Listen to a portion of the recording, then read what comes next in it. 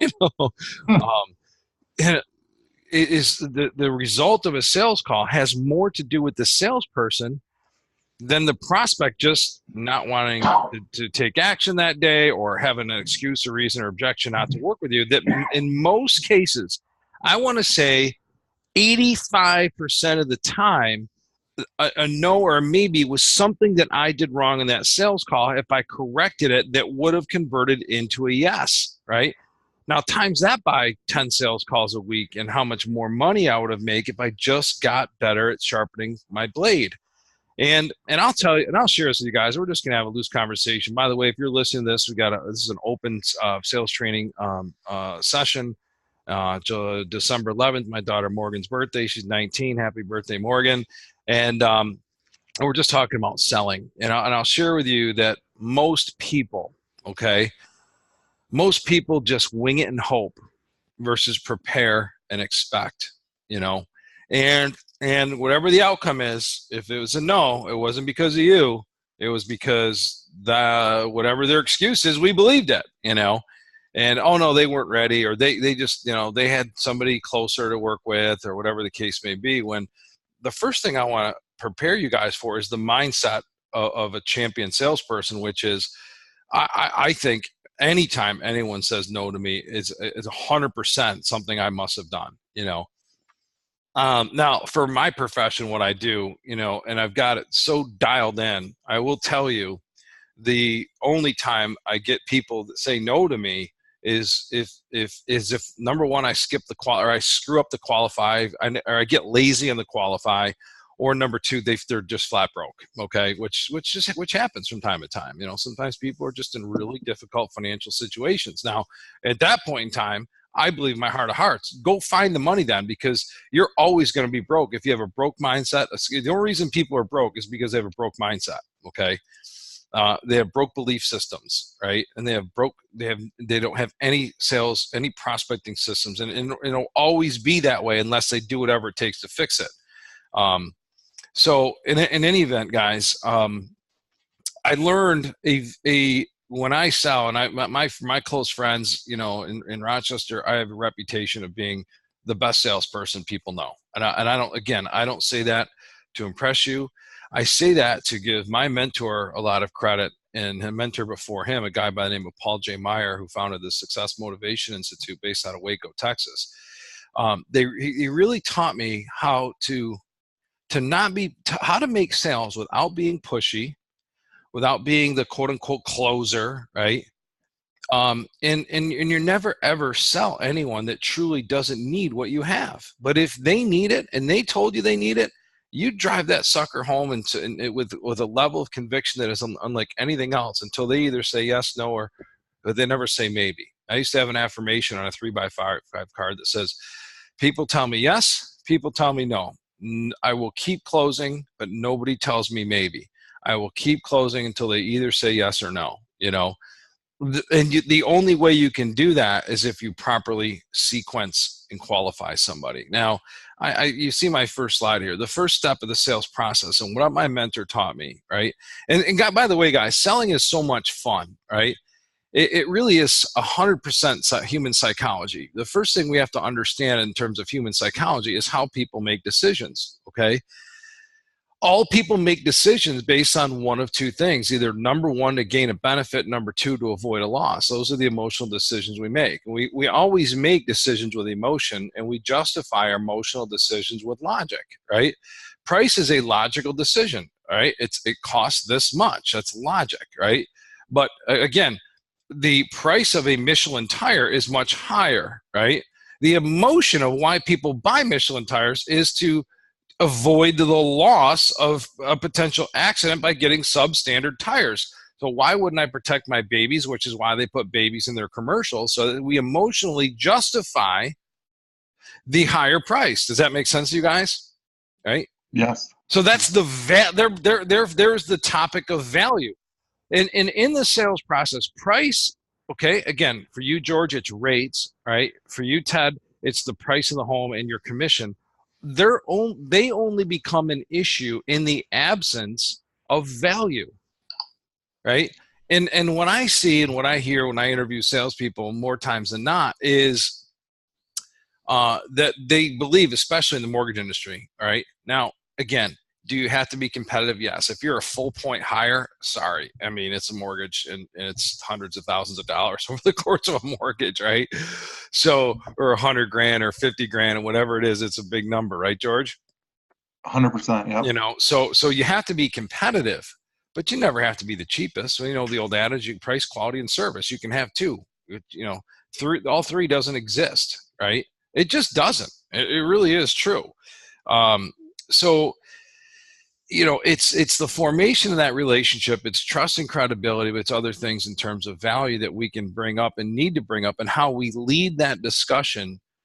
We create the value conversation in our listing presentation. We create the value conversation in our presentation when we're dealing with people looking for a mortgage or to refinance, right? But if we know, and step number 2 is obviously the qualify, but and this is really where the wholesale is made. And this is the bulk of what I'm going to talk to you guys about today, because that's truly the art. That's all the psychology. The sale is always made or lost in the qualify, okay? But the reality is, if you can't build rapport with people, okay, they're not going to answer and go down your path that you've created and properly answer the qualify questions, because you haven't created the emotional climate of that sales call through rapport building. Does that make sense, you guys? Yeah, it does.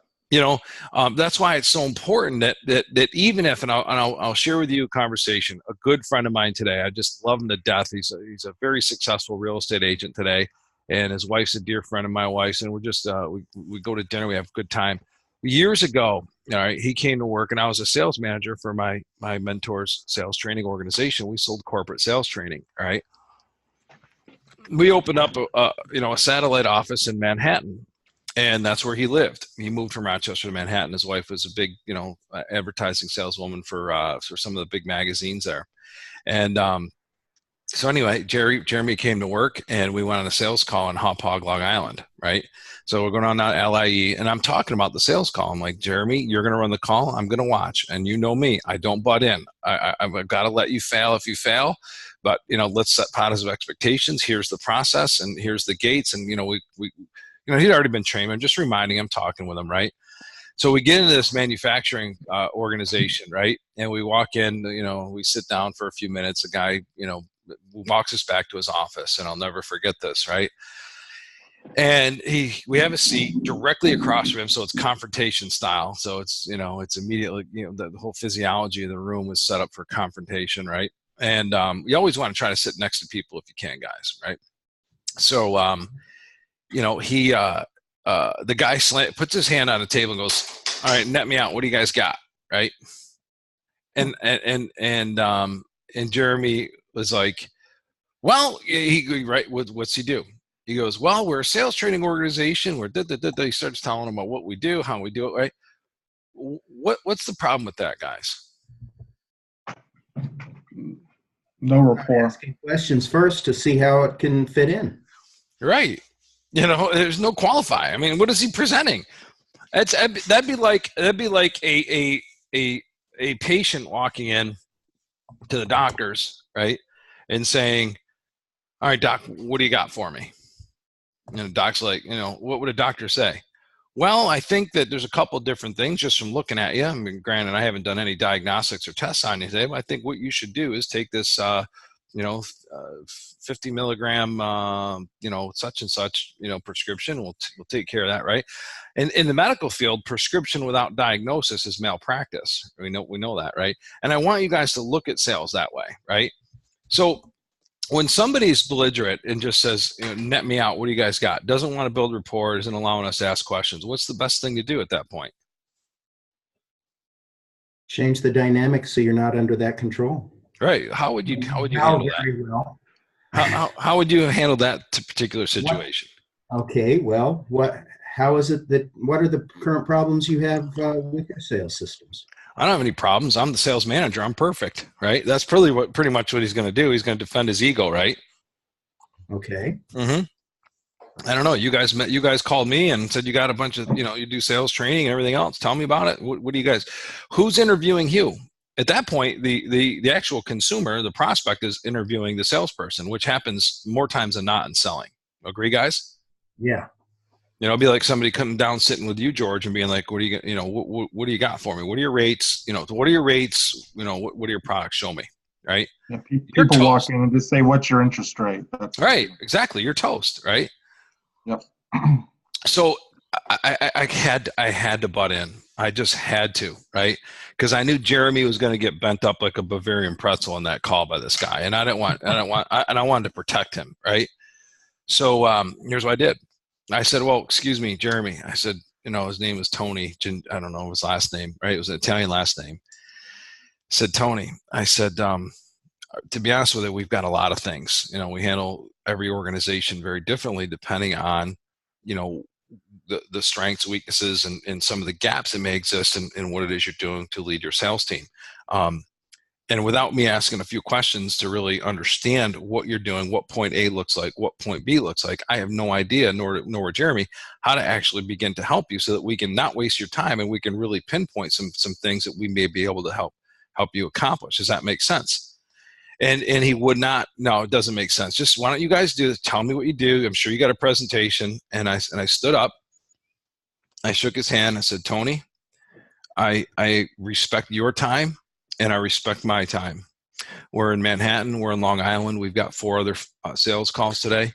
I said, "The reality is we can never help anyone that doesn't allow us to really understand their organization, point A and point B. And if you're not willing to do that, you don't want to build rapport and break some bread. I respect your time. I understand you're very busy. Thank you very much." And I shook his hand. I said, "Jeremy, let's go." We walked out the door. All right. Because listen, guys, okay. Now, and that's called the ultimate takeaway, right? Because if you don't get green light, so you have to look at the sales process in terms of gates, okay? The gate's closed. If you build rapport, the gate is open. You can now move to the next phase to qualify. Does that make sense, guys? Sure. So I can honestly share with you, sometimes the problem that people have, okay, is they'll give it a shot anyway. They're like, "Listen, I've got nothing going on today and I got no other appointments," right? "So why not try to see if I can get this guy," right? That's a mistake, because mentally you now just became, the guy, the person's going to chew you up, spit you out, and they're not going to do business with you. And even furthermore, they may make you actually do comprehensive CMAs and do some work, and they're not going to use you anyway, right?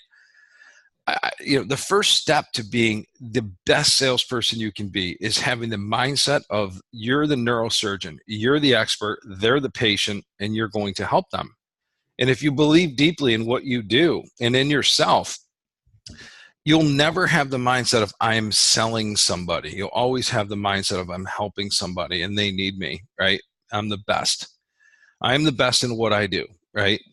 And if you believe that and you really have prepared yourself for that, you'll shift your whole mindset in sales calls. So selling actually becomes a very fun, exuberant thing, because now you're in complete control of whether or not they're going to do business with you. And that's really the mindset top salespeople have, right?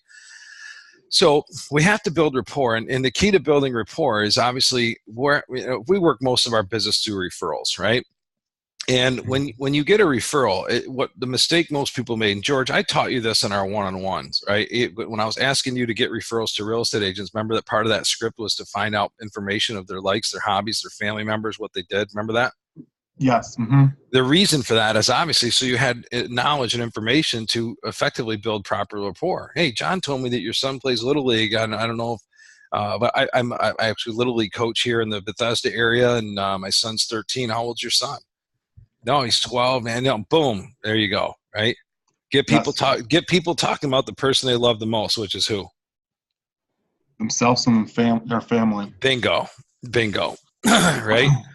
And the key is if you don't know jack shit about baseball, right? Don't try to act like you know things about baseball, right? But just say, "Hey, man, I'm not, I'm a huge hockey fan, everything else, but how'd you come to tell me a little bit about what you guys do and your success and, the passion for baseball, where'd that come from?" You know what I mean? Have them educate you. Okay. So baseball is a pretty bad example because pretty much everybody can talk a little bit about baseball anyway. But you guys understand what I'm saying. Mhm. I read a book years ago called How to Win Friends and Influence People by Dale Carnegie, and he talked about the 8-minute rule, right? I actually disagree with that, and I've run so many sales calls, guys, and really when you come to my presentations, I'm a platform salesperson. I give value, I give education, but I follow this exact same process that leads people to take action, right? And I create urgency, and all the fundamental things are there in my presentation, right?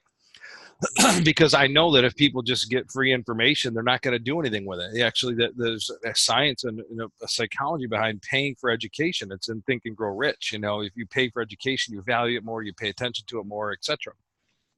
And my deep rooted belief in closing people is that I'm going to help them, I'm going to change their lives. So I truly believe that. So that gives me the edge in my presentations. But building rapport, which building rapport when you're you deal with people that came for free, you don't know anything about anybody, right? I still do that in my presentation. Let me tell you what we're going to do today, guys. We're going to talk about your business. We're going to talk about your life, where you are, where you want to get to, and specifically why this industry is the best possible vehicle to get you there. And then I start telling people a little bit about myself, right? And it's really quick, but I'll also build rapport throughout the presentation, right? So in any event, with you guys, for what you do in listing presentation, Ted, for you, it's you really, I highly advise it, especially in a listing. And by the way, you can't skip these steps with buyers either, and you can't skip this step with the consumer that's going through that house that you want to sell that house to. Does that make sense, Ted? Mhm. You can't skip this step when you want to get your daughter to go from point A to point B, or you guys, this, what I'm teaching you is the key to, literally helping anybody get from point A to point B, right? And Right. earning their trust and earning their right. So we're making sales every single day to our children, to our spouse, to our friends, and this is a very powerful way to do it, right?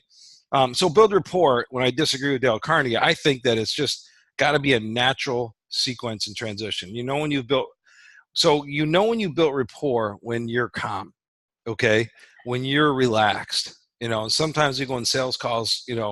Even the most trained salesperson sometimes gets a little bit nervous, especially when you don't have momentum, meaning enough appointments, and you need to make that sale, and you're a little bit behind in your finances, right? It causes nerves. So, pardon me. But what's important are these, what I call these little transitions, okay? Is many times after you built rapport, if you don't create that transition, now listen very carefully as I say this, guys, if you don't transition out of rapport and you control and immediately go into the qualifying what I call that all important transition statement, and they're the ones that end rapport and they come out with, well, you know what, Ted, thank you very much for coming. As I told you, we've got 3 real estate agents coming in. You're the second one. And, we really would like your perspective on our house and what you believe it's worth, right? And immediately they're going to go to the price and your commission. Would you agree with that, Ted? Every time Right? if they can. Right. So if they do that, you have to redirect, which you acutely pointed out earlier, right? You have to redirect and gain back control. Awesome, Mary. And you can't do that in a combative way. You have to do that in a way that's very eloquent by simply saying, awesome, man, I really appreciate that, man. I got to tell you, I've done a lot of preparation and certainly going to address price. We're going to talk about commission. We're going to talk about marketing plan. But if I may, I've got a couple really important questions that I would like to ask you first. Is that okay with you? Right? What are they going to say? Right? They're going to say yes. Absolutely. What do you got? Well, John and Mary, outside of, I know that price is important. Obviously, you guys want to get the most out of your house. Who doesn't? It's your money. And I know that what you pay a real estate agent is, and what you can get out of it are two very important pieces and most important things that you want to talk about today. And I understand that, but I would just like to ask you guys, outside of the price of the house and my commission, what would you say if you were to pinpoint 3 or 4 other things that are important to you when you look to choose a real estate agent outside of price and commission? What else is important to you when you look to choose a real estate agent? Now, you can ask that in your words, personality, style, but what are they going to say? They're going to say things like, "What, guys, talk to me." Well, we really are only interested in the price. You're interested in the price only. Is that now? If you built rapport, do you think they'll say that, Ted? Oh, they do. It's like they have that. The hard ones do. The other ones will play along and give you the four things. But Right. the ones that are a real problem are the ones that are going to just dig back into the price. That's all we're going to talk about. We know everybody's pretty much going to do the job. We just want to get the lowest price for the work that you're going to do. Okay. Well, can you get ready? I'm gonna role play with you. Ready, Ted? And Okay. act like a consumer. Okay, Ted. I can appreciate that. Well, let me ask you a question. You had a real estate agent that was in here before. Yes. Yeah. Yeah. What was the price that they gave you? What did they say that they can sell this house for? Well, we don't want to tell you what that is. We just want to see what you'll do. Okay. Now let me ask you a question. Do you guys? I'm sure you've done some research and due diligence on various comps and kind of solicited some information. Have you guys done any of that to kind of get a gauge for what you believe the house is worth? Yeah. What is that number? What do you think? What is your personal number? What do you think you can get out of this house? Well, I think we can get about 420 to 450 out of it, Okay. depends on how well you do. Okay. Now, where did you gather that information? Talk to me about that number. Where did you find your Oh, we comparables? looked at Zillow. We looked at Zillow, and we've paid attention to what things have done in the neighborhood and so forth. All right, specifically in the neighborhood, what houses in this neighborhood did you compare this house to? Well, that one over there went for that, and it was in about the same shape as ours. And then this And what one was over, I'm sorry, what was the address on that property? sometimes they rip it off, and sometimes they don't. I'm going off the playbook of one in particular, and she didn't know the specific address. The Okay. only one she knew was the one nearby, which wasn't as updated and had a specific address. That one she gave me, and she said they haven't been able to sell it, but because they haven't, they overpriced it clearly, and it's about the most that they're at. It's the top of what they were thinking of as their top, and they knew it wasn't worth that. That was Okay. for, Now, and what was that price listed for? oh, that was at 450, and Oh, it it's at just 450. isn't worth Right. that. So it's at the high end. How long has it been sitting on the market? Do you know? Oh, it's I'm been sitting in the market for about 9 months, and it's all stuffed with old stuff, so people don't like it. It makes the place look more dated than it is. right. Yep. Yep. Oh, that's about $18,000 loss there, right? In that 9 months, right? When you factor in the mortgage. Well, they didn't have a mortgage, and we don't either. Yeah, well, they're still paying taxes on it, right? But it's also opportunity. It's opportunity loss. So in other words, what I'm saying to you is, if they actually sold the house, right? Now they still are actually physically paying taxes, but it's also opportunity loss. It gives two hands in the and whether two hands in the basket, or two in the bush is better than one in the hand, or whatever they say, right? So Right. by having money impacts your cash flow. Would you agree with that? Yep. But Absolutely. there's also something more that I'm going to talk to you about. I'm going to, in terms of psychology, and we're going to talk about this in just a minute, that the actual come out price is extremely important. And the reason why, and there's been many studies done on this, and I've got some documentation here in my little pre-listing package here I'll share with you, that when houses sit, that consumers believe that maybe there's something wrong with it, right? When houses sit, they believe that they're going to continue to sit and they can actually get a better deal. They start throwing lowball offers in. Does that make sense to you, John and Mary? So it's Yeah. really detrimental, especially when the average home in our market right now is selling inside of 2 months. And when a house sits like that for 9 months, you are really in a bad position. So while I say pigs get fat, hogs get slaughtered. If you come out too aggressive with what your price is, the psychology behind that can actually backfire and end up costing you tens of thousands of dollars. Does that make sense? Yeah. What do you think it'll sell for? Because we think whoever we should be able to do it in 3 months. Say it again. What do you think the price should be? Because we think whoever sells it should be able to do it in 3 months and give us a realistic projection of what they're going to get out of the market. Yep, absolutely. So a couple different things. There's three things. I don't come up with a single price, John and Mary. And in the process of doing that, I want you to understand that I don't control the price, nor do you.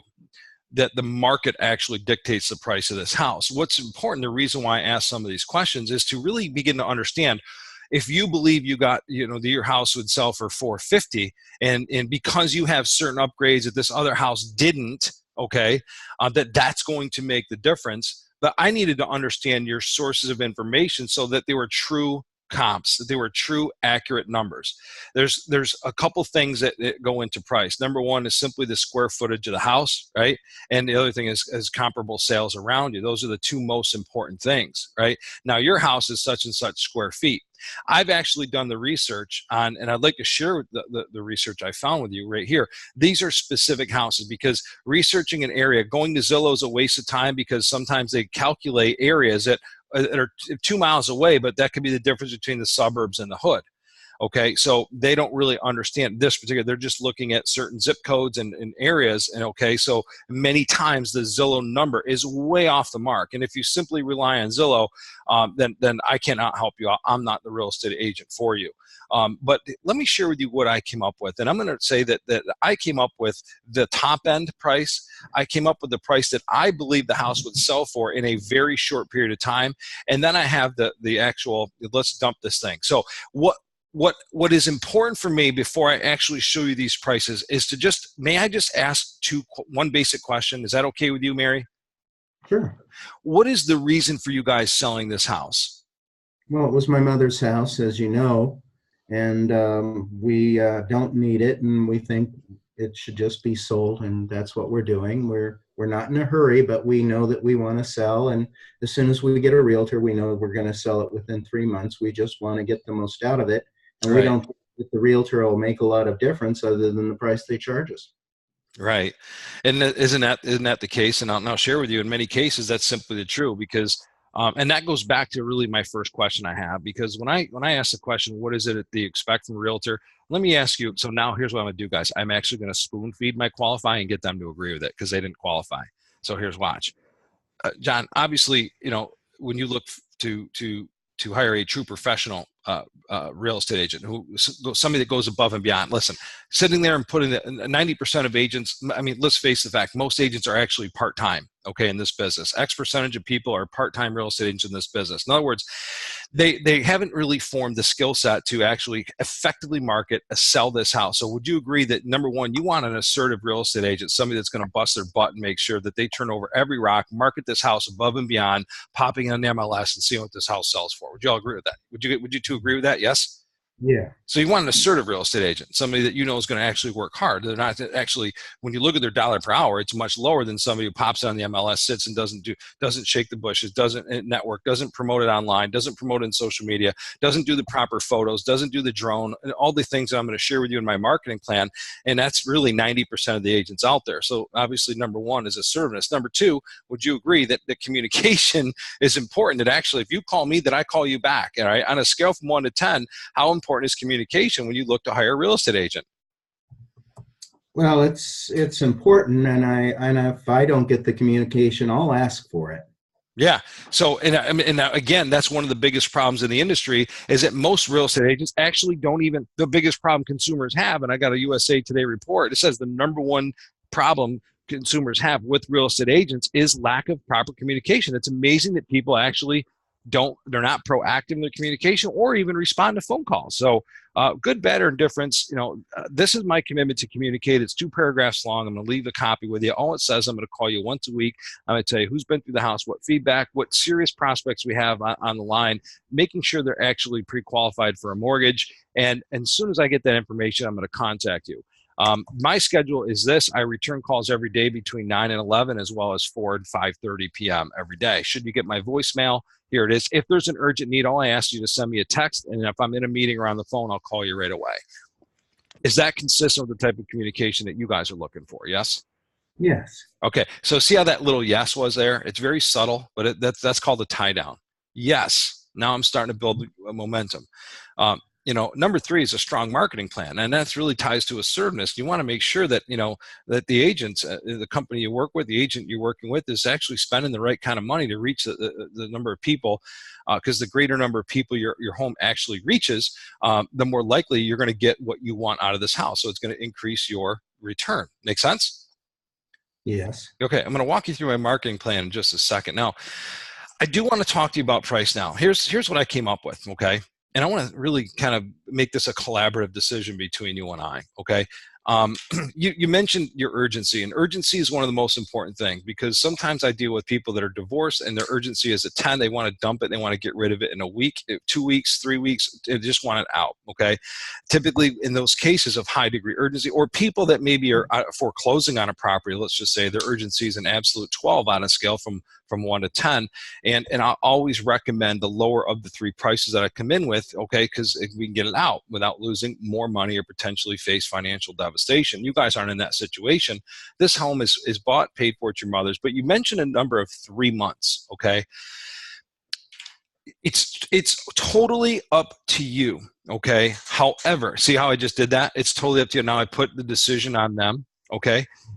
But I'm going to tell you that this is the top end number I came up with. My top end number is 440,000. My medium number, which I believe is the actual right number, this house is going to sell, and I candidly believe that will sell inside of 30 days with my marketing plan and what I do, which I'm going to share with you in just a second, is $430,000. And then my let's dump it, which is not you guys, is 425 or 420, right? So now, let me share with you why. Now, let's just take price number 3 right off the gate, because that's not you guys, okay? We have 430, we have 440, okay? That's $10,000, okay? Now, I'm going to bring back what you told me earlier. This house that was listed, and I'm just going to look it up right here. And by the way, I already sent my assistant a text. She's going to actually get back to me the information, the address, and the comp, whatever, right? But again, we don't want that happening, because 440 can turn into 420 really quick. And 9 months later, you don't want this house sitting here, do you? No. You want it sold definitively in 3 months, okay? My personal recommendation, and I'm going to share with you my research right now, is to... If it takes longer, it's okay. We're okay if it takes like 4 to 6, but we honestly think it's going to sell in about 2 or 3, because that's what everybody seems to be able to do, as long as they don't have it all ugly like that one over there and overpriced. Yeah, and I'm a numbers guy, and I'm a stats guy, and I don't just guess, and I'm sure you don't want somebody to guess. So let me share with you the last 10 houses that have sold in this marketplace, okay? And I'm going to show you the statistics and the numbers so that you guys can make the best educated decision. Do you see how powerful that was? Because now I'm giving them I'm giving them permission to make the decision. Well, sure. Okay, so here's the facts and here's the data, right? So then when you go through and you give them the facts, this is a house, here's the square footage, here it is, this is square footage, this is, now, then you ask, when you ask the question, well, what upgrades? Now, if you've already done the tour and you've asked, hopefully when you have done the tour, you've asked them when you came in here, what are some of the major upgrades you guys have made? Did they put a pool in? Did they finish the basement? Did they do those things, right? Because you have to address those things as well. Would you agree, guys? Right? Yes. So when you're talking about price and you're sitting there and you don't just come up with 1, you come up with 3, right? And then you go over stats and facts. You say, here's the breakdown. Now, okay, so knowing that the per square foot sale, okay, is $125 per square foot. Okay. And now you guys have put in this beautiful pool that costs $50,000. There's $50,000 worth of concrete out there and a beautiful in-ground pool with a beautiful diving board. That matters. There's going to be a family that really wants that they don't want to do the investment because they can't finance that investment. That's a huge part of making this sale to that person that really wants a pool. But it's targeting also the neighborhood. Pool people are typically people that are young families. Would you agree? Yes, great. Do you believe that this neighborhood is a great neighborhood? Now, you got to know this. Is it a great neighborhood for family, or is it more of a retirement neighborhood where people don't want to deal with a pool, right? You know what I mean? So, so then you just ask them the question, do you think a pool helps or hurts the sale of this house? Do you think it really will make a difference based on the kind of person that really you think would belong in this house, right? Mm-hmm. So in the process, so now all you're doing is, again, you're still funneling their brain and you're lowering their walls with facts and statistics. So because then when you come back and you say, great, if the urgency really, and what I'm hearing on a scale from 1 to 10 is really a 5 with you guys, then what we should do, and again, you're being really assumptive, then what we should do is we should come out with that 440 price, the high end, okay? However, I don't want that price to sit there too long. I want to do an immediate price drop after whatever 2 weeks. Okay, if it doesn't sell in 2 weeks, and this is the psychology, so you're getting slow and you're really getting educational with them. If it doesn't sell in 2 weeks, we want to drop it $10,000. Okay. Because that will create the allure, the attraction, and the urgency we need within the database of people. And I'm going to get this house out to. Hold on a second. I may have hamstrung you. The price they were looking for was my commission price, not the price of the house. They thought that anybody was going to get the price that they wanted, the best price. They just wanted to find the lowest price realtor. That was all they were going to go for. I'm sorry, I didn't mean to mislead you on that. Okay, so look. Well, what we just went through, that example, okay, is still a great lesson for you when it comes to the price of the house. Agree? Absolutely. So that's how you want to handle the topic of price. And I've actually scripted that out for you guys, and I'll send you that script, okay? Because you got to talk about urgency. You got to lead the tour. You got to build rapport. You have to talk about urgency, motivation, right? Then you have to understand their financial situation, how this all ties together, right? And then you talk about price and commission, okay? So, John, in talking about commission now, if they just came out with it and just, now let me ask you, Todd, how do you handle commission when somebody says, I just want the lowest price realtor? I'm in a transition. I used to say never, never, never, never. Mm-hmm. I'm starting to, and unless there was a way through it, I mean, if it was a situation where I was getting the buy and the sell, then I would, as a normalcy, give them 2% on the sale and 3% on the and not, of course, charge them on the buy, but normally we'll get 2.5%, 3%. So you're 5%. You're 5%, right? Yeah, I'm at 5% net of the two. Yeah, or actually 5% on the sale, 3 for the buyer's side, and 2 for me. Right. And normally I'll end up with 3 on the buyer's side. Right. If I'm not getting both, then I wanted at least 3 for me and 3 for the seller. Sometimes I would, for family, I've negotiated down to 5, 2.5, and 2.5, but I warned them that they were going to be less attractive on the buyer's side. And family is almost always the worst to work for. Yep. On these people, I came in with a warm lead. I had been to her mother's funeral with the person who introduced me. I couldn't get the chasm made. And instead of just saying, okay, I'm going to get 1% or 2% out of this deal, and that's the best I'm ever going to do, I just stuck to my guns and didn't do the ultimate takeaway like you were talking about. Right, sometimes exactly. When you do that, you just leave if you're not going to get in. No, watch. And okay. I could have made 1% or 2% on that one if I was willing to just lock down and walk away. But I was going on the I'm quality. I shouldn't have to drop my price for you. Did you lose the sale? I didn't get it. Okay. So they ended up just sticking to we're basically looking for practically everything for practically nothing. Right. And eventually found someone who would give it to them. Right. So did that house sell in a short period of time? Within about 3 months, yeah. Sold in 3 months. Did it sell for the maximum price? Did they get what they wanted out of it? They got what they expected in their range, yeah. Did they drop? Did they price drop?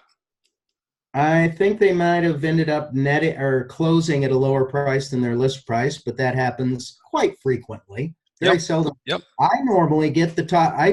Lately anyway, I've been able to get the top price in the neighborhood, and extremely quickly. I don't know if I'm just blessed or if I'm good. Well, I know I'm good, but I don't know if I'm just blessed because I'm blowing the doors off of other examples that should be doing better than me. Okay. So there's a couple things. Okay.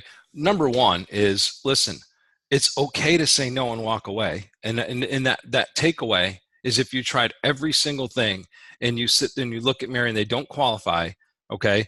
And you say, guys, I'll tell you what, I work really, really hard to sell houses. I go above and beyond. I've got a marketing plan. If you want to see my marketing plan, explain exactly what I do, I'd be more than happy to share with you.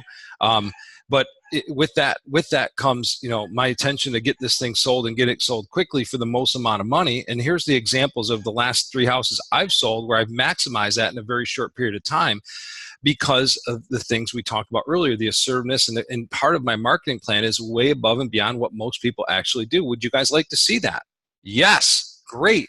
Then you go through your marketing plan, you talk about different, you have certain things in that listing presentation that are above and beyond what the typical real estate agent does, right?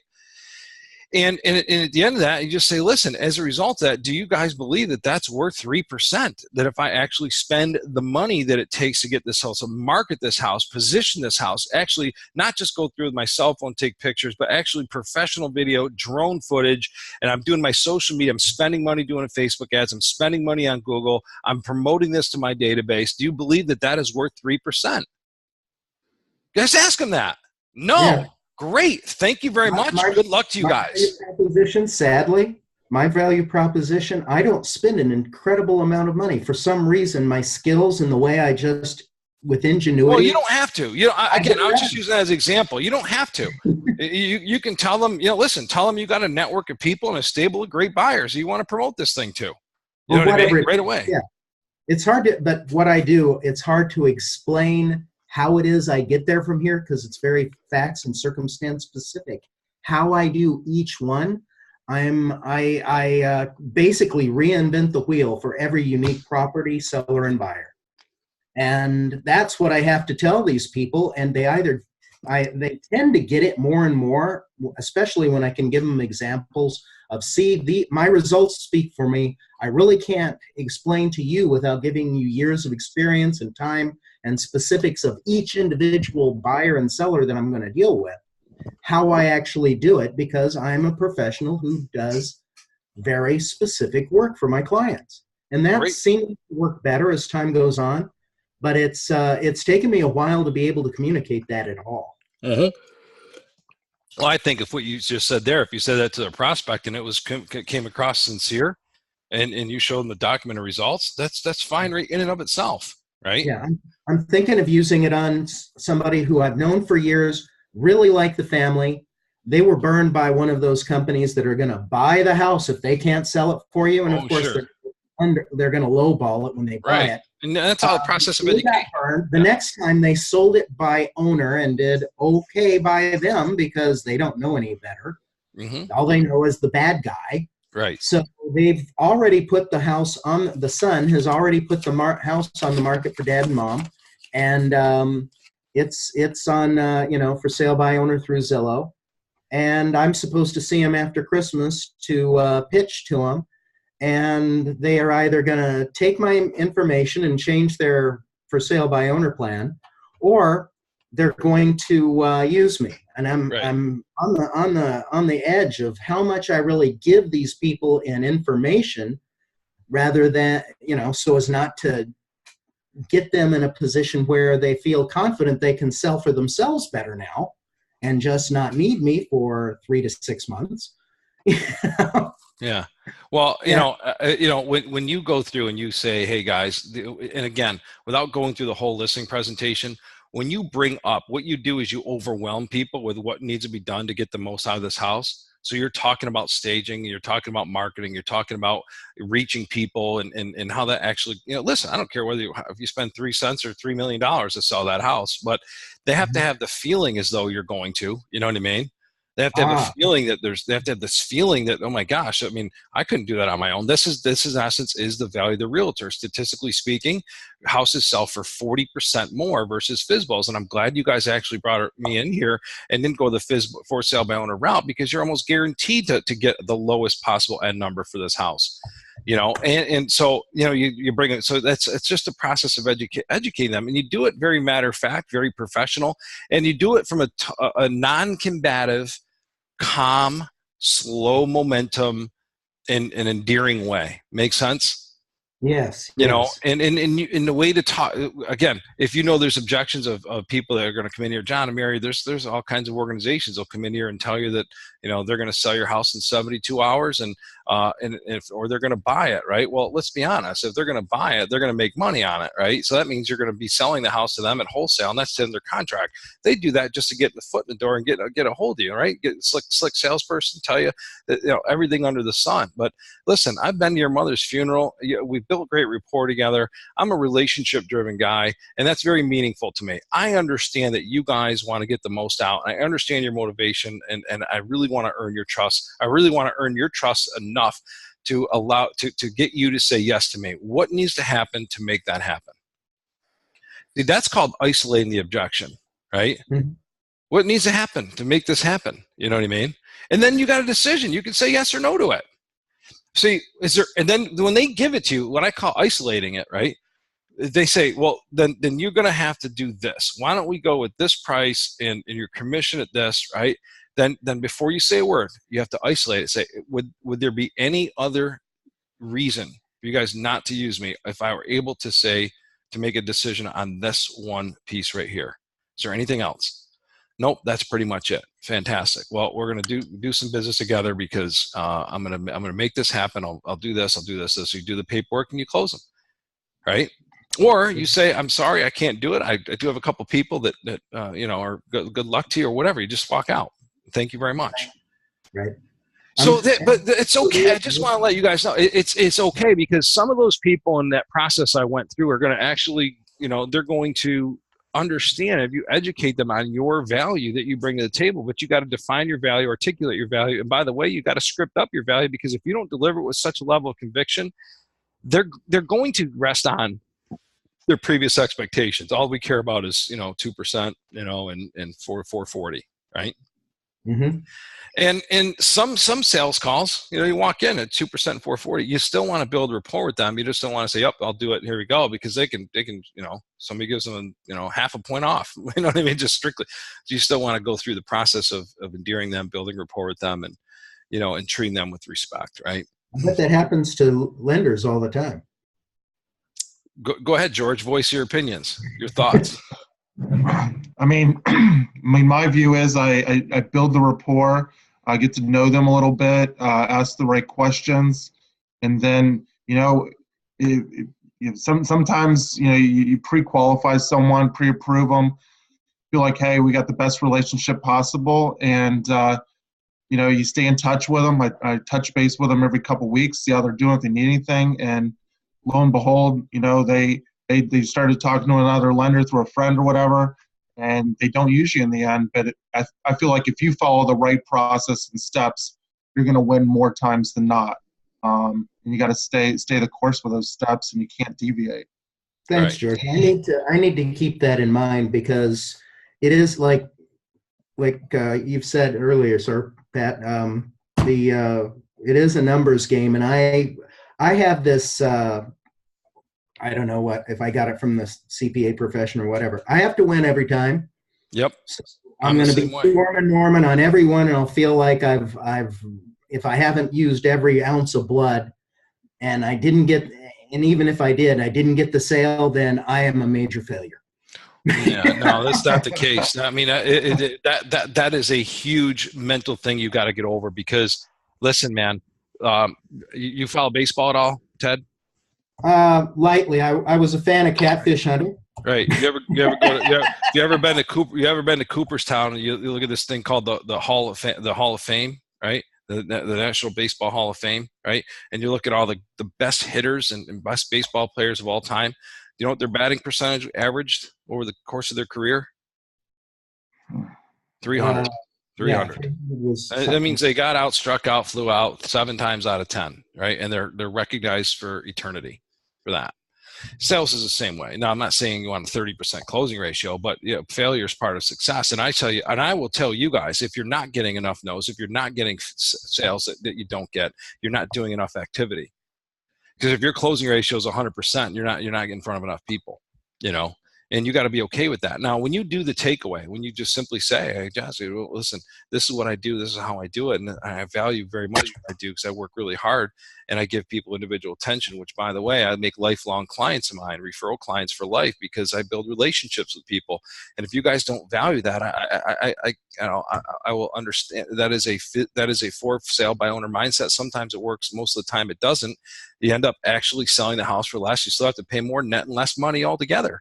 But that's your decision. I completely respect it. I want to thank you guys very much for your time today. And if you change your mind, if you think about our conversation today and you want to have me back in, I'd be more than happy to do that. Okay, guys? Thank you so much. I appreciate your time. You shake their hands, walk out the door. When you do that, many cases, those people will call you back. Okay? Because you didn't bastardize yourself, and and again, that goes back to like the importance of building rapport, especially you, George, with the mortgage industry. Building rapport and building the relationship, it just becomes so, psychologically, people have a hard time saying no, right? Now, in that case, just so you know that you gave me, Ted, it's a little less, because it's like, it's not, it wasn't our house. It's not our money. We don't really value it as much as our mom's money. Yeah, we want to get a lot of it out of it. We just want the cheapest, we don't really value real estate agents. You know what I mean? Right. You're going to get those from time to time, right? So what's important is to be cognizant of that gates. Okay. Now we didn't get through it, guys. I got to jump because I got to teach another class in just a minute, but I'll continue this next week, which I'm not traveling next week. So I really want to dive into this again with you guys and go through this again and go through the presentation I created. But in your presentation, once you do a proper qualify and you create that chasm, no close them. I mean, you got to believe that. No, remember that. No chasm, no close them. You've got to. Same link, Pat. What's that? Same time, same link, Pat. Yeah. Now I have to set it up again because this was a one-shot webinar. So I'll send it back out to you guys. But I want to continue our dialogue with sales training. Thank you. So, preparedness is important. Scripting is important, and sometimes people take us off script. But you can. It's okay to go off script, okay, and handle certain things. But what's important is to have look at a script like a train track. It's okay to get off the track, but then once you get off, you know where you're at and you know how to get back on the track to get them down your pathway, right? So, again, that isolation, remember that, hey, with that being said, is that the only thing is that the only thing you guys needed to see and hear to say yes to working with me? Yeah, that's it. Okay. Well, let's go. Let's draw it up. Let's get it done. Here's what we'll do. Step one is this, and you go through the close and you close them, right? Yeah. Because they say, yeah, so that is what's called objection isolation. Because sometimes people give you an objection, then you'll handle the objection, and then you'll close and be like, well, then they bring up another objection, then they bring up another objection. So it's important to say, is that the only thing? Is there anything else? No. Great. Then they can't go anywhere else. Make sense? Yeah. So, same thing with you, George. When it comes to rate, if people go down this path, well, such and such said that they'll give me this and that and the other thing, well, John, if I can get you that rate, will you work with me? You know what I mean? And sometimes you'll be able to say that. Are we a go? Are we a green light? If I'm able to go back and make some things happen and be able to get you that interest rate, yes. You certainly, if you go down in price, you certainly don't want to lose a deal to somebody else, right? So you got to commit them, then close them, Yep.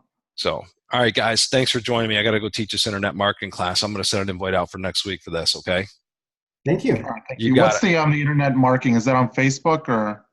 It's it's going to be Facebook and website primarily. Okay, I may jump on there for a few minutes. Okay. What was I going to say to you guys? I don't remember. Oh, Ted, I'm coming out there Friday tentatively. I think I'm coming out. I think we got enough people. It's holiday parties and stuff like that. But I'd love to have you. Love to see you. What time of day at Arizona time will you be there? Well, I'm speaking at 9:00. The same place, different ballroom, whatever that resort was. All right. The details are on crushitevents.com. If you want to go there, just register. If you can make it, great. If you can't, I understand, but I'd love to see you. Great. Thank you. All right, buddy. Talk soon, guys. All right, bye. Okay. See ya.